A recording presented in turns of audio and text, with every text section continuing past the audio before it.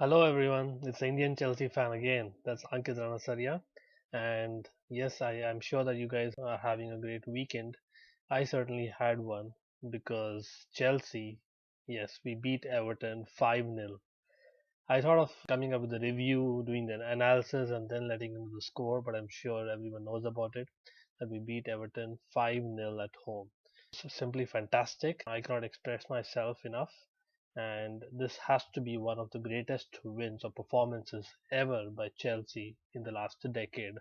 I can go as long as to say that because we were exceptional in every department, and there is no exaggeration about it at all because we were playing a Ronald Koeman side, which was supposed to be in good form as well.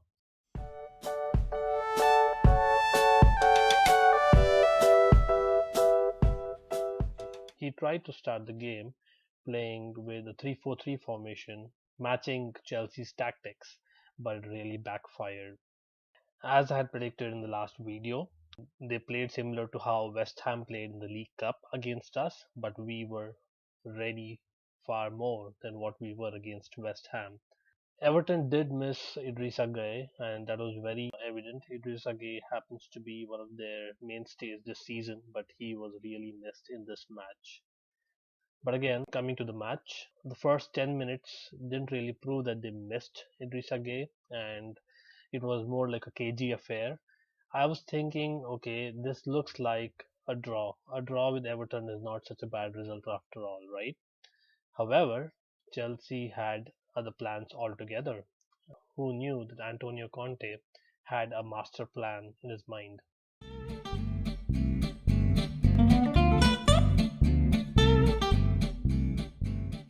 Come the 18th minute, we have our first goal. How? We have Nemanja Matic, who wins the ball near the halfway line, passes it to Costa forward.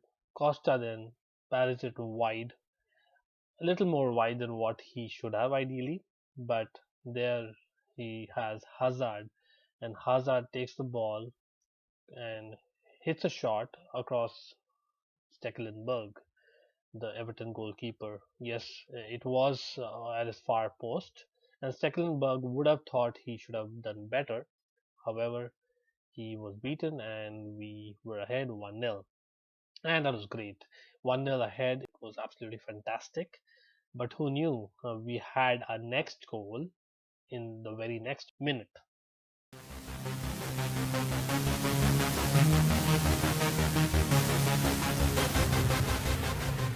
Next minute, we had Hazard making a terrific turn at the halfway line, passing it to Pedro, who passes it sideways in front of the goal, and he actually passes it to Costa, I thought, but Costa leaves it for an incoming Alonso. Yes, Marcus Alonso from left wing back smashes the ball inside the net, and it goes through Stecklenburg, and yes, he scores his first ever Chelsea goal.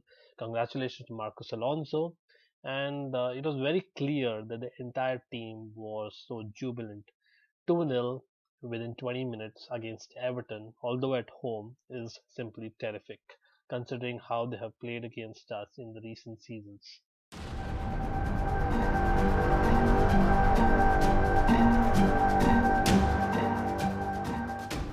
Going ahead, we had most of the ball. We were dominating throughout the first half.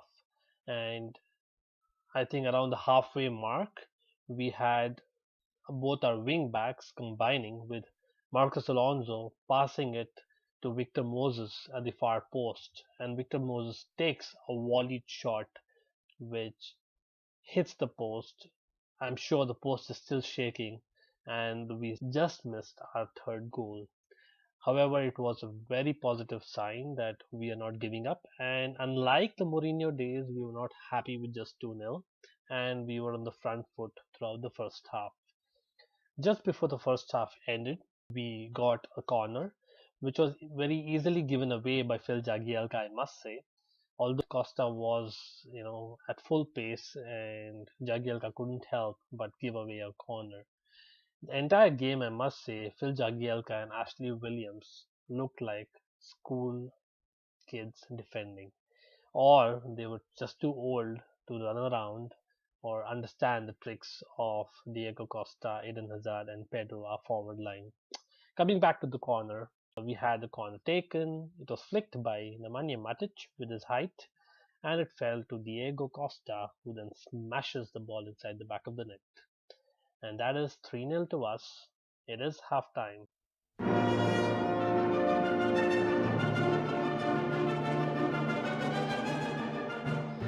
In the second half, Everton started positively.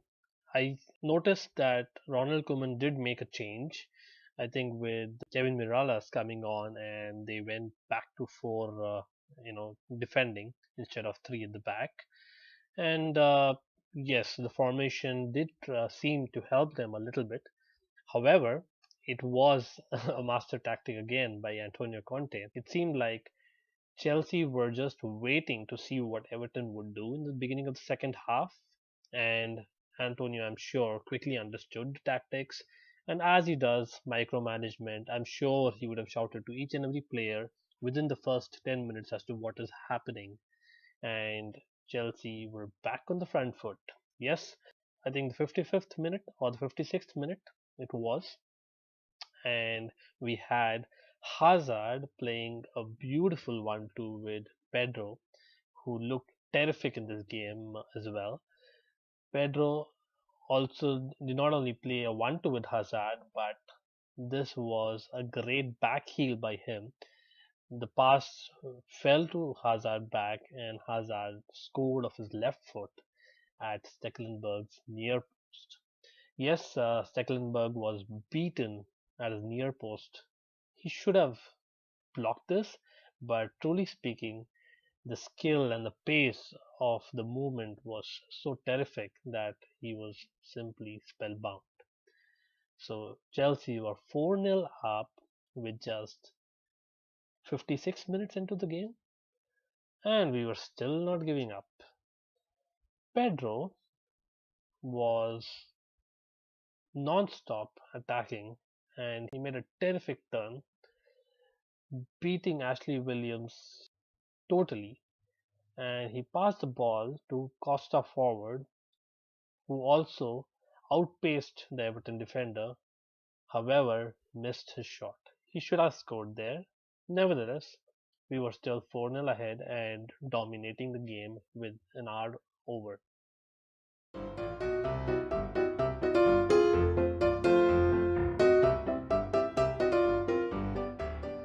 Just a few minutes down the line, we then scored a fifth goal.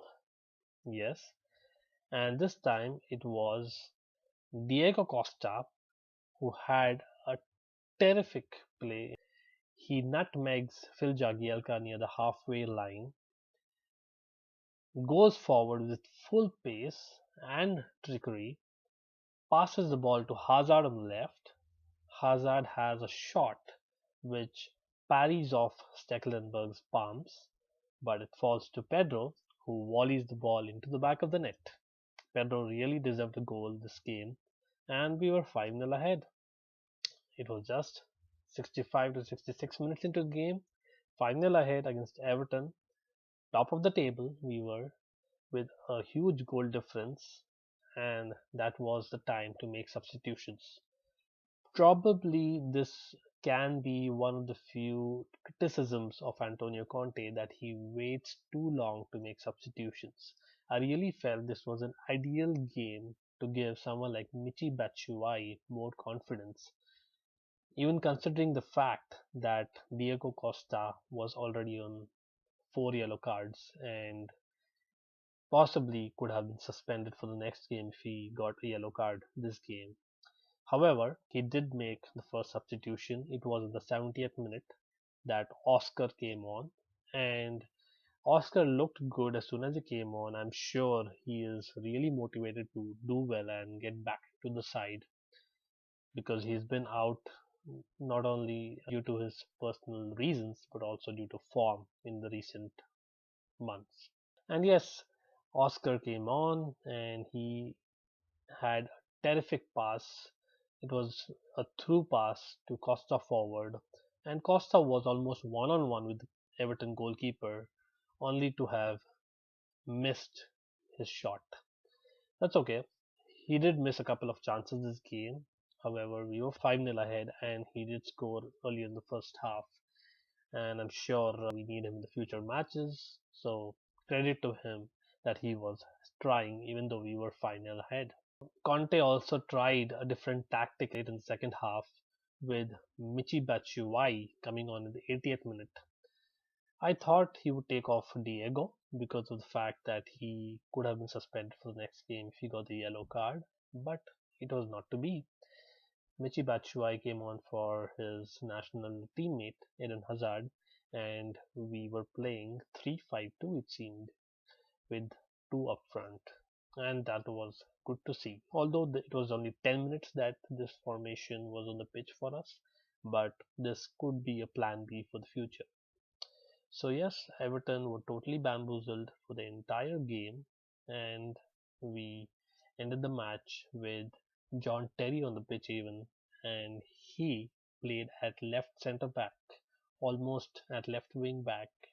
He would have got an assist if not for Costa being offside in the last couple of minutes.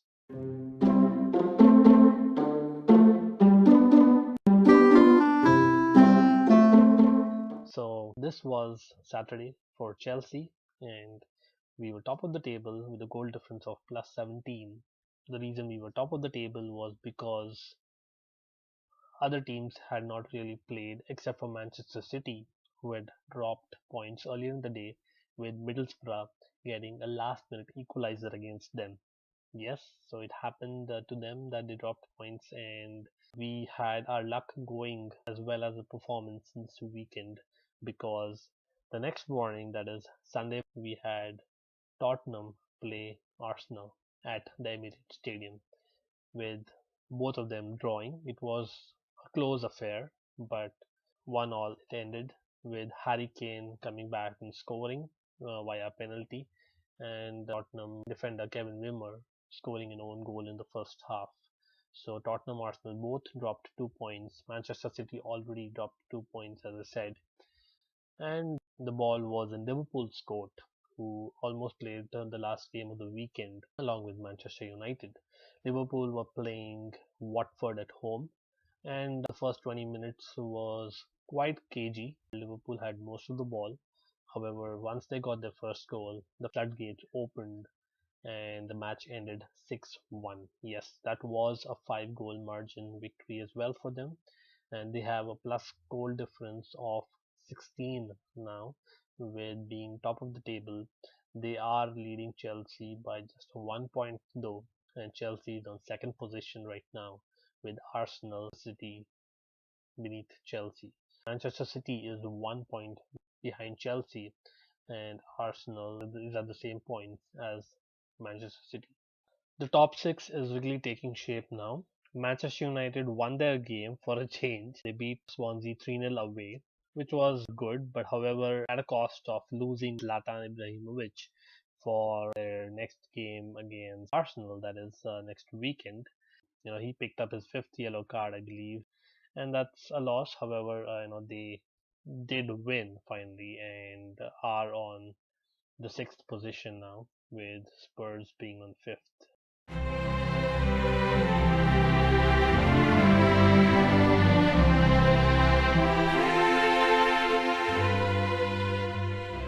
So Chelsea certainly look good to possibly be champions. Yes, I am saying that.